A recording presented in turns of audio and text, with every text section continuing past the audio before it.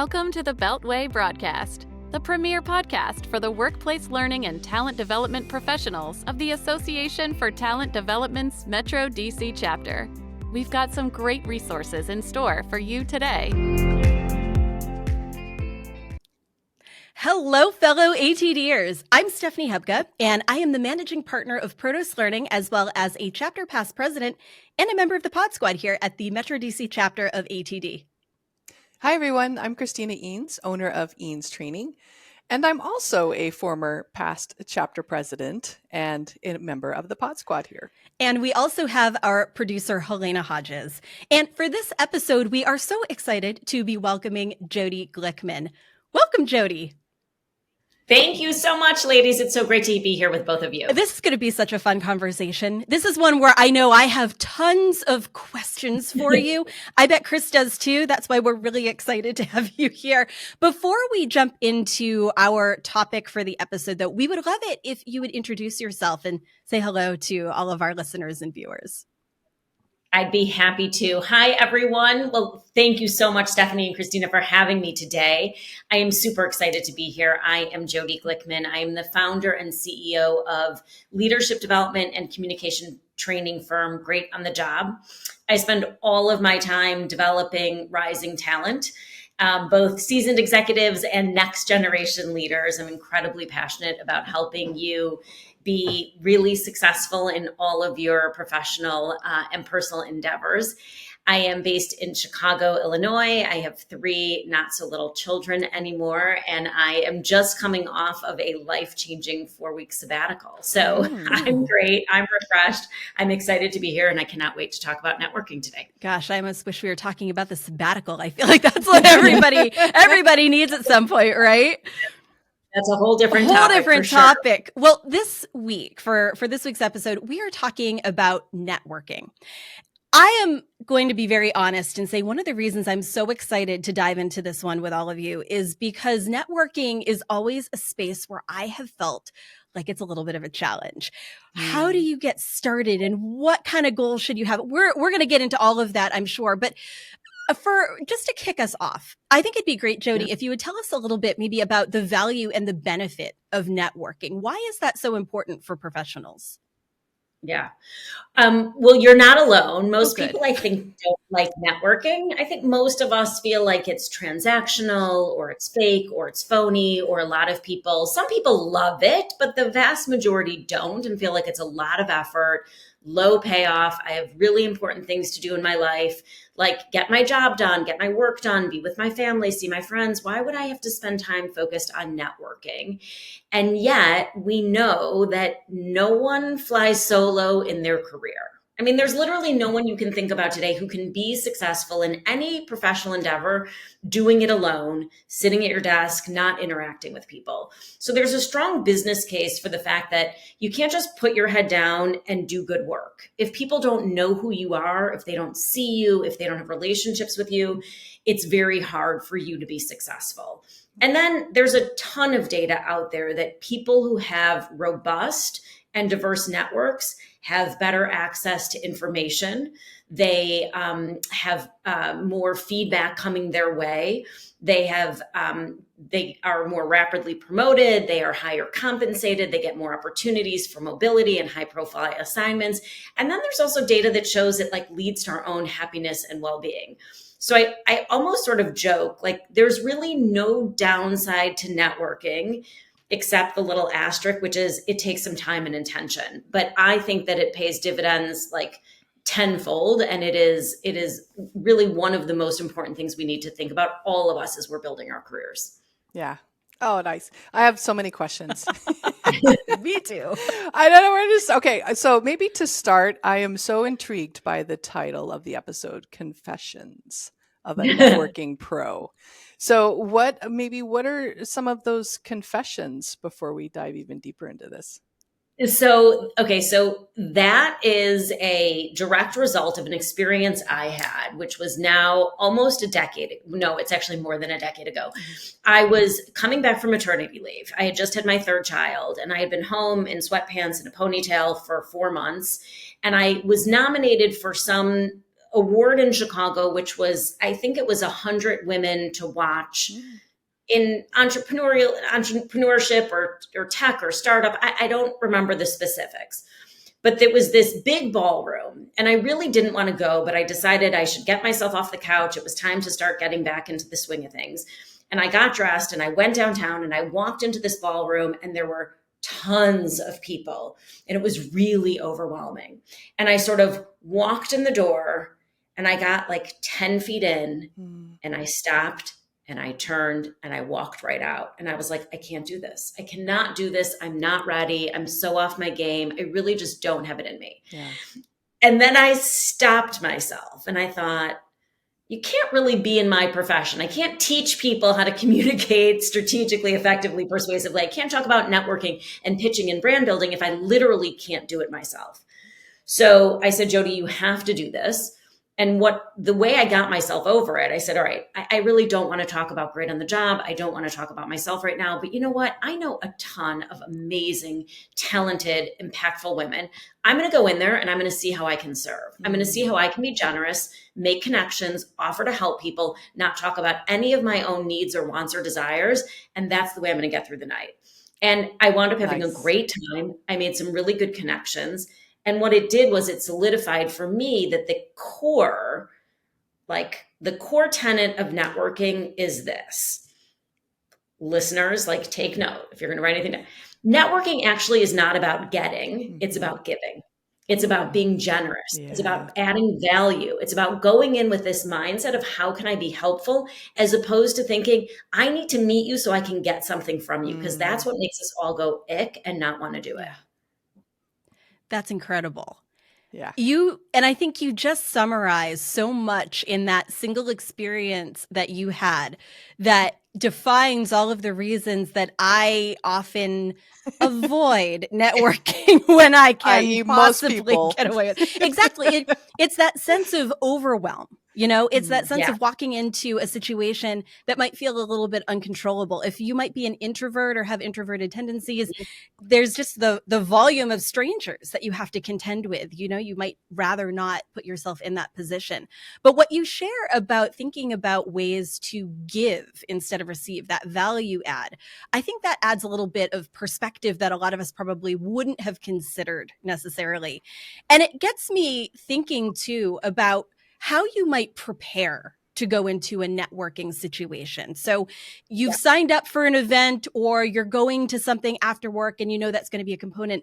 What are your recommendations for how you might even practice or prepare to go into a networking opportunity? Yeah, it's a great question. And I teach a course at Kellogg School of Management here in Chicago at Northwestern University called Selling Yourself and Your Ideas. And we have an entire class devoted to the art and science of networking. And we call it Give First, because really the idea is, again, to that point of overwhelm, Stephanie, that nervousness, that sense of dread, if you're an introvert, if you feel like there's a lot of people you don't know, it always does feel this transactional, like I'm trying to get something from you. Yeah. So in terms of preparing, what I always say to people is, you don't have to be a CEO or a VIP to feel like you have knowledge, insight, skill, ability, connection, where you can be helpful to other people. And so the way I reframe it is, think about, what do you personally have to offer in any type of networking context? And sometimes it is professional knowledge about clean tech and what your company is doing for next generation cars, or the aerodynamics, or if there's something that you do and you're going to be in a networking context with other people who are interested in that field, you can talk about an exciting project you're working on. You can talk about a great article you've just read. You can bring your professional expertise to bear if it's appropriate. But in a lot of cases, it's walking in and thinking to yourself, well, I'm actually a foodie in DC and I know the best restaurants. And so I'm going to go in and be really generous in terms of giving people recommendations of where they should go eat. Or I just was traveling abroad in Europe, if anyone wants to know about where to go while they're traveling. Things that are actually interesting and important to you. I hear all the time, I ask students, think about how you can be generous. And once you ask that question, they start to come up with, oh my gosh, right? I just moved across country. If you want help setting up in a new city, I'm going to give you all these hacks for how you can, make friends, insert yourself into a new community. I have great movers, or I have a great leasing agent. It really is like, what's interesting to you? What do you know about? How can you be generous? The other thing I'll say is, what do you actually want to talk about? Are there conversations that you're looking to have? And so come prepared with good questions for people, right? Questions about their own professional background or their own personal interests or how they're spending time right now. Or I always say, pop culture, sports, news, media. Last week was the NFL draft. I'm not a sports fan, but I love the NFL draft. I love seeing these young men. I do. I love watching their lives change. I like March Madness, being able to, see all these college sports teams right in the tournament. But what's interesting to you right now? What are you curious about, or how can you add value to other people's lives? I love that. I do too. Oh, well, and what I've heard so far, I mean, I'm in the space and I'm totally fascinated with mindset shifts, right? Perspectives. And I've already heard multiple ones today that we need to go through. One, seeing it as a giving opportunity, that we have something to add, what we would, questions that we would like to prepare and get out of it.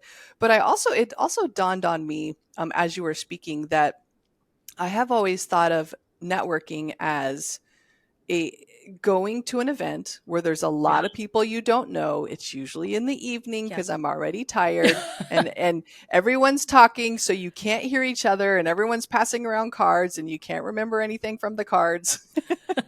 But it's so much more than that. Can you share other instances, maybe from your experience or that you've seen are successful forms of networking that don't involve going to one of those events?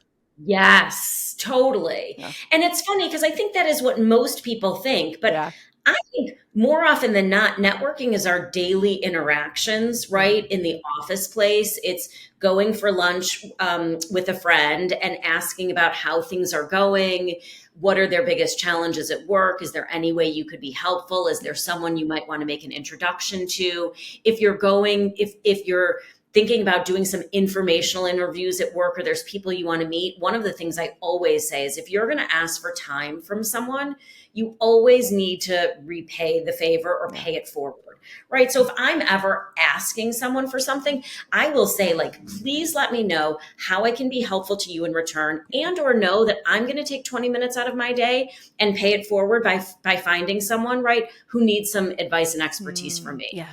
It also comes up, though, in our daily lives at work, right? I mean, there's some research out there from Harvard Business Review around different types of networks. And we've got 3 different types of networks. We've got our operational networks, our personal networks, and our strategic networks.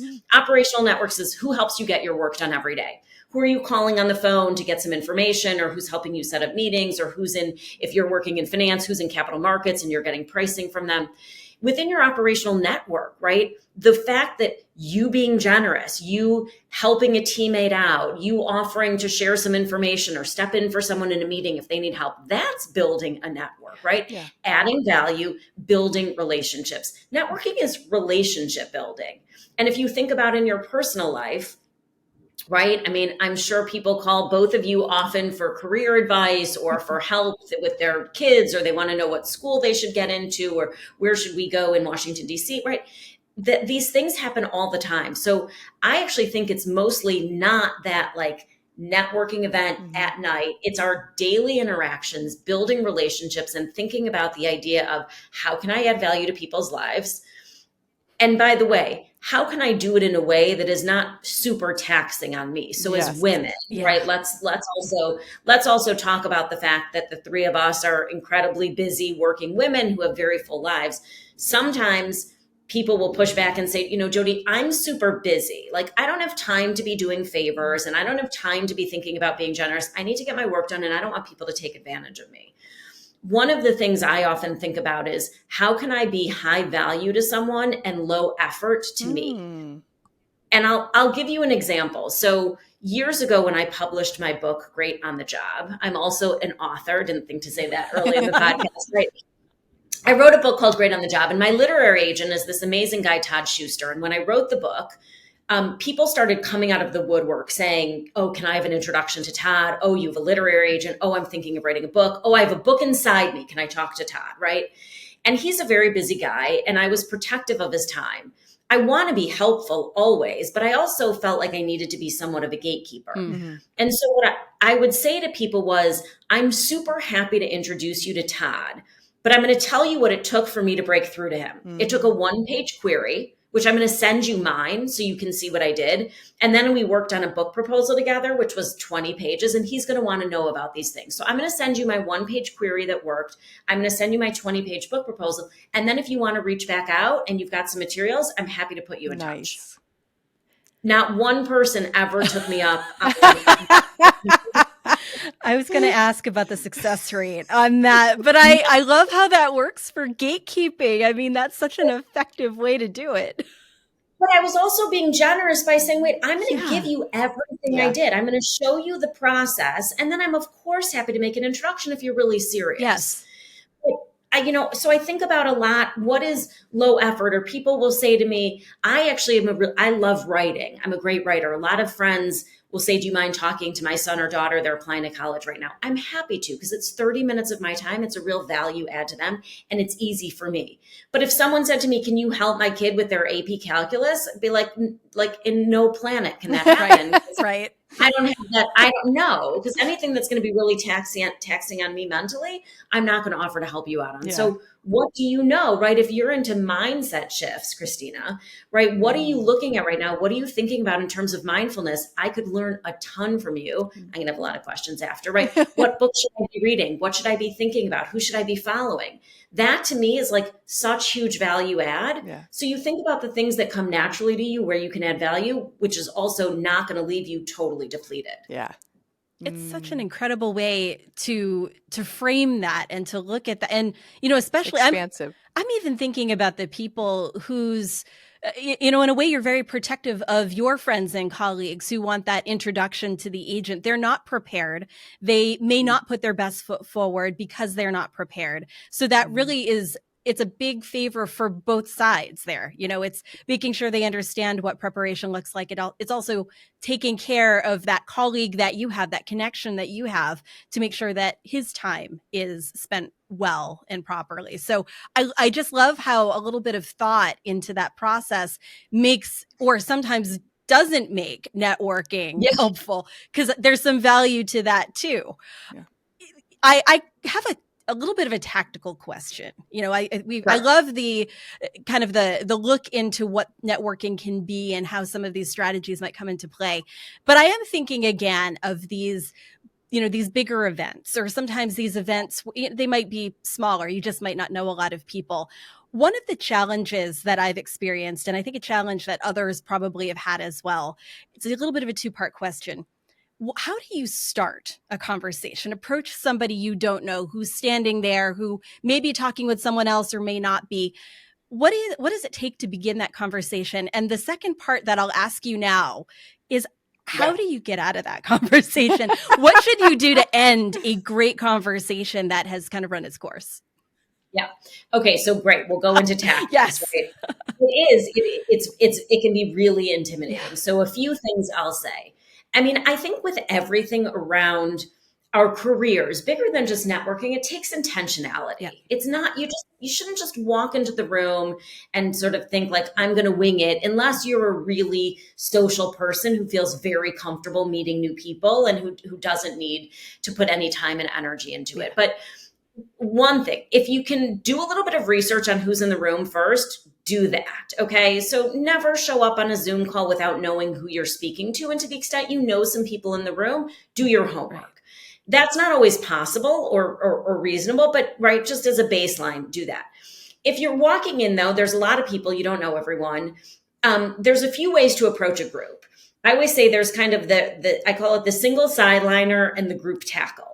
The single sideliners, there's a group of people standing together and you want to insert yourself into the conversation. What I typically say is, approach the group and make eye contact with one person who's like close to you, who feels safe, and introduce yourself kind of quietly. Hi, I'm Jodi Glickman. So nice to meet you. I would love an introduction to the broader group if there's an appropriate time. And you just sort of stay there and wait. And they say, hi, nice to meet you. And maybe when there's a break in the conversation, they say, this is Jodi. She's just joining us, right? So that's sort of one way to go in easily. If you want to be bold, and I did this with Tim Ferriss, again, a long time ago. He had just published The 4-Hour Workweek. I was just about to publish my book. I was at a conference. He was holding court, and I really wanted to talk to him, but he was surrounded by a lot of people. And I thought, well, this is my chance, now or never. So I approached the group, and he actually made eye contact with me. And I said, hi, Tim. I'm Jodi Glickman. I'm a huge fan. I don't want to interrupt the conversation, but do you mind if I just listen in for a few minutes? And he said, welcome. And so then you zip it. Then you go into silent mode, right? Introduce yourself. Don't want to interrupt. Just would like to listen. And then once you've been listening to the conversation, then it's appropriate for you at some point to say, I have a question, or here's an interesting point, or I want to add on to the conversation. So that's a way to get into a conversation. Great.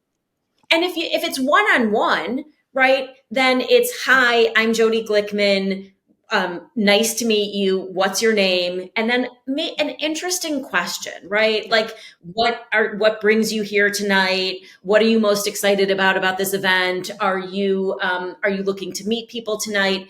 The thing, I always say, what do people like to talk about most? Themselves. Yes, so ask them a question. Right? How long have you been in the industry? How long have you been in your role? What do you do now that's really exciting? Right? You can ask a sort of interesting question. Yeah. Oh, that works.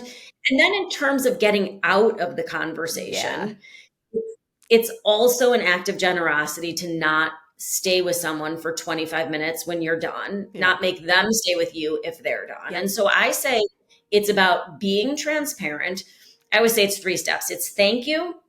It's a polite transition, and then it's some type of forward momentum. And that's what most people forget. So thanks so much. If someone was like helpful, enjoyable, it was great speaking with you. Or thanks so much. Thanks for your time, right? You can thank someone for their time, even if it wasn't true. Sure. Thanks so much for your time. What's your transition? I actually am going to go make a phone call, get a drink, meet some other people. You don't have to lie, right? You know what? I want to go talk to a colleague over there. There's someone I'm looking to meet. And then the piece of forward momentum is, if you want to stay in touch with someone, so great speaking to you, let's connect on LinkedIn. Yeah. Right. If you don't want to stay in touch with someone, you don't have to.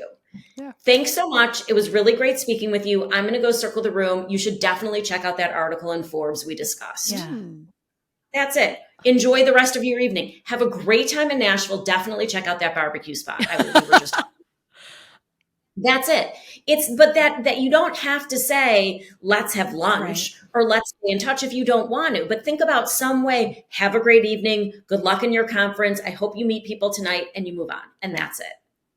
I love it. And even within that is the permission to be the one who ends the conversation. So many of us don't want to do that, especially if it's gone on a long time. It almost feels abrupt no matter what to just say, I'm ready to move on and chat with somebody else. I like that you can do that. I know there's a lot of, there's some other people I want to talk to. I'm sure there's some other people you're looking forward to talking to. It was great that we got to connect. I'm going to go get a drink, enjoy the evening. Like that's it. But you don't have to be disingenuous, and you don't have to be really awkward. It is, I genuinely think it's an act of generosity, giving someone an out. Yes. Right. And they appreciate it. There's a lot of people who must want to speak to. That's right. Oh my gosh, Jodi, I can't believe how fast the time has flown by. I know there's so much more people want to know. I know I do. So before we get to your rapid fire questions or your answers rather, where is a place that people can go to learn more about you or connect or, learn more about networking? I should be better on social media than I am, but really the place I'm most active is on LinkedIn. So my LinkedIn profile, Jodi Glickman, my company's website is greatonthejob.com. But more often than not, I would say follow me on LinkedIn or feel free to connect with me there. That is where I post most content. And I also have a bunch of LinkedIn learning courses. I don't have one on networking. This is like making me think about all of There you go. there's a lot of content out there. But I have a course on pitching yourself, a course on asking for feedback, a course on leveraging your transferable skills, a course on the gift of great on the job, which is really generosity at its core. So yeah, that's the best place to find me. Awesome. Okay, we'll make sure that gets in the episode description. Absolutely right. Thank you. Okay, are you ready for your rapid fire questions? Bring it, ladies. I love it. I love it. Okay, what is one book everyone must read and why? For me, that book is The Warmth of Other Suns by Isabel Wilkerson. Have either of you read it? No. It sounds nice, though. It does. It's life-changing. Yeah. Okay, so Isabel Wilkerson I think she's won a Pulitzer Prize, but it is about the African-American diaspora. Okay, this sounds brainy, but it's not. But post-Reconstruction. And I grew up in Chicago. I live in Chicago today. I've lived all over the world. I was a Peace Corps volunteer in Latin America. I lived in New York City. I lived in DC many times. I never understood the segregation of Chicago as a city. I never understood as a small child growing up in suburbia why I didn't have any friends of color. Right. And this book completely illuminated for me how cities were constructed and why we are so segregated today and what the African-American experience was post the Civil War. And it is so beautifully told. It is so powerful. I really was sort of embarrassed that I hadn't read it until I was an adult, or that I didn't have this knowledge. I never understood sort of the social dynamics and fabrics of discrimination and redlining and public policy. And I'm sort of a policy wonk. It changed my life. Best book I've ever read. Oh my gosh. Adding that to my list. Yeah, same here. Yes. Same here. That sounds incredible. Yeah. Oh. Okay. What is and I almost beautiful. Oh, go ahead. And like it's like you can't put it down also. Yeah. I almost don't want to ask the other questions after that. That was awesome. I want to go and purchase the book. I know. Okay, so what is one tool, and you can define that however you'd like, that you can't live without? I feel like I'm going to expose the fact that I'm old and not tech savvy with this answer, because my girls who are 17 and 15 find it horrific that I don't use Google Docs. But Dropbox, my team could not live without Dropbox. Like, that is how we share files. That is how we share everything. That changed my life in terms of running a business as an entrepreneur, having people around the country. So I couldn't live without Dropbox, but I think maybe there's probably way better technologies now. I'm just I still use it for certain projects. Yeah. Yeah. There are times where sharing a document isn't quite the right thing. So I still use it. I'm with you. I support that. Absolutely. Okay. I'm sure I need better ones, but that is the truth for me. Oh, all right. Final question. What is the best piece of advice you've ever been given? This is a fun one, and it came from a former boss of mine who I was with at Goldman Sachs and then went to a nonprofit called the Doe Fund with. And when I was thinking of starting great on the job, I was thinking of starting a business on how to teach people how to communicate. And I had no experience. I had no credibility. I had no training. I just knew I was a really good communicator, and it had taken a long time to come to that awareness. And I told my boss at the time that I was thinking of leaving the nonprofit where we worked and starting my own business. And I was nervous. And he looked at me and he said, Jodi, people of far lesser talent have gone on to do far greater things than what you're thinking about. Go. Like, just go and do it. And I've never forgotten that. I was so that really changed my entire viewpoint of, oh, I can do this. I should try this. He's right. I am really smart and talented. And I do think that I have a skill set and a gift that I should share with the world. And I don't know, it was a long time ago now, but I still think about that conversation. It was life-changing for me. Yeah. It's incredible advice. I had a similar conversation, but it was not about work. It was about getting my driver's license a really long time ago. And someone mentioning there are people who are worse drivers than you who have got their license. You've got this. But it's funny. It stays with you. That reminder, that self-talk that's within that stays with you.